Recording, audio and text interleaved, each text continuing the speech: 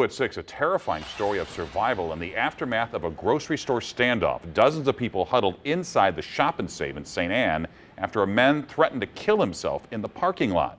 New tonight, one of the people who was stuck inside the store is sharing with us how he coped with the frightening situation. 5 on your side's Brittany Verner's live outside the Shop and Save with this story. Brittany? Well, guys, police tell me that standoff lasted in this parking lot for around 6 hours last night. Thankfully, no one was injured, but anyone shopping at the store around that time, once they walked inside these stores, they were stuck for hours. On Tuesday night, just before 9, Jacob Harrison planned to quickly run to the grocery store to grab medicine for his wife.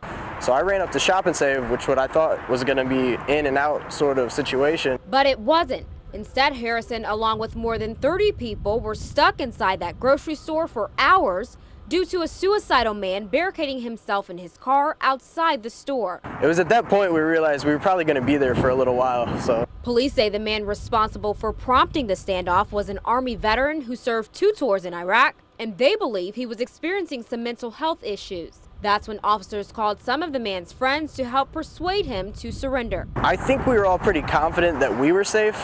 Of course, we were concerned for the guy.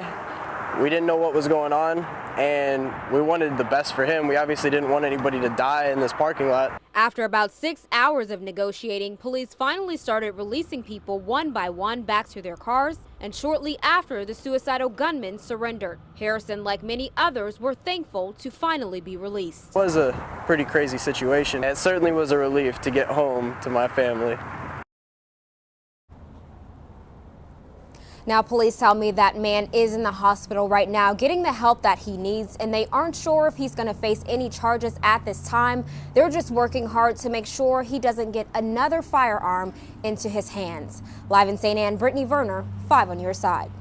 We've learned the suspect in that standoff is a relative of Cookie Thornton. You remember Cookie Thornton, we all do. He opened fire inside Kirkwood City Hall in February of 2008.